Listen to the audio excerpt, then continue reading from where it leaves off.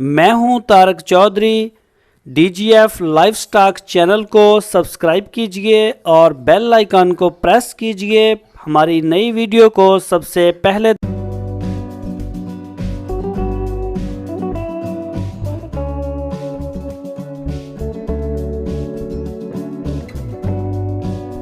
अस्सलामुअलैकुम।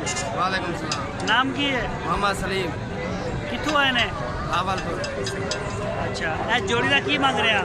जोड़ी का 85 मंग रहे को देने वाली गल कर यार। 65 लगता है, 85 मंग रहे हैं। 85 ਤੇ 65 20,000 ਰੁਪਏ ਤੋਂ ਵੱਧ ਮੰਗ ਰਹੇ ਆ। ਲਾਵਾਂ ਵਾਲੇ ਘਾਟ ਲੈਂਦੇ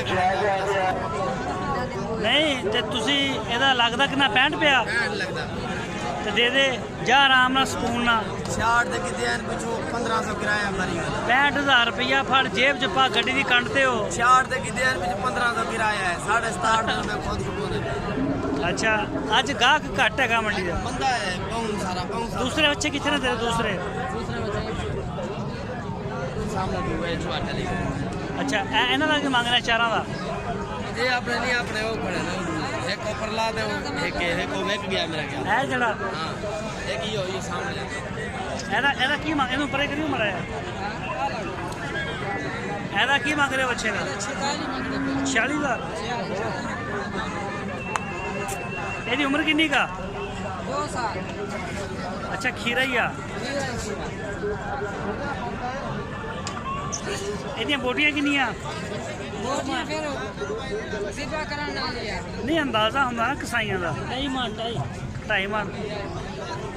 ਇਹ ਲੱਗੇ ਕਿੰਨੇ ਨੇ? 36 ਜਿੰਨਾ ਬੱਚਾ ਉਹ ਨਾਲ ਖਲੋਏ। 38,500। ਪੈਸੇ ਘੱਟ ਲੱਗੇ ਨੇ ਨਾ, ਬੱਚਾ ਅੱਛਾ ਤੇਰਾ।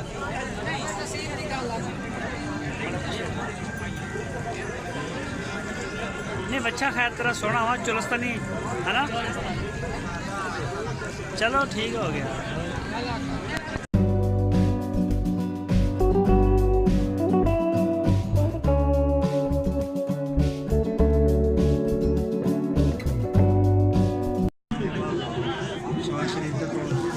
शबाज शरीफ ने जेल च। अस्सलाम वालेकुम। की नाम है अपना? आबद जी। शबाज शरीफ के बड़े शकीन है, बाकी केड़ा खांदे नहीं? नहीं जी, ਸਾਰੇ ਖਾਂਦੇ ਨੇ। अच्छा, क्यों अपने तलक वाले आ? ਅਸੀਂ ਨਵਾਜ਼ ਸ਼ਰੀਫ ਦੇ ਪੱਕੇ ਭਾਈਜਾਨ। अच्छा, ਹਾਂਜੀ, ਇਹ ਦੱਸੋ ਜ਼ਰਾ ਹੁਣ ਇਹ ਇੱਕੋ ਹੀ ਦਾਣਾ ਲੈ ਕੇ ਆਏ? ਇੱਕੋ ਹੀ ਦਾਣਾ ਲੈ ਕੇ ਮੂੰਹੋਂ ਕਿੰਨਾ? ਦੋਂਦਾ ਜੀ। ਅੱਛਾ, ਕਦੋਂ ਹੋਇਆ ਦੋਂਦਾ? ਹੁਣੇ ਹੋਇਆ? ਕੋਈ 10 ਦਿਨ ਹੋ ਗਏ। ਅੱਛਾ, 10 ਦਿਨ ਹੋ ਗਏ। ਸਹੀਵਾਲ ਚਾ ਕਿਹੜਾ ਵਾ? ਸਾਈਵਾਲ। ਸਹੀਵਾਲ। ਤੇ ਬੋਟੀਆਂ ਦੱਸੋ ਕਿੰਨੀਆਂ ਇਹਦੀਆਂ? ਬੋਟੀਆਂ ਦਾ ਕੋਈ ਨਹੀਂ ਹਿਸਾਬ ਇਹਦਾ। ਇਹ ਮਾਸ਼ਾਅੱਲਾ ਸੋਹਣਾ ਕੁਰਬਾਨੀ ਵਾਲਾ ਹੈ।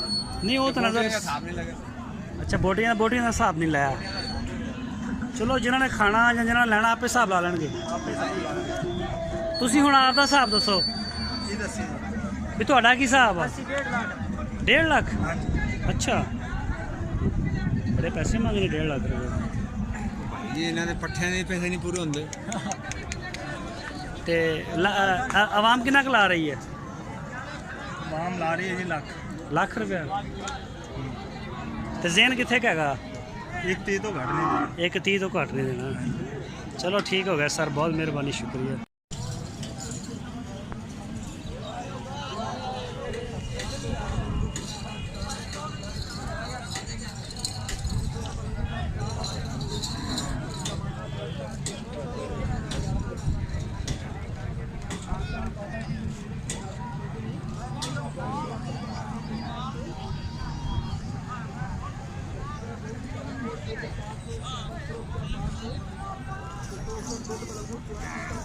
हाँ,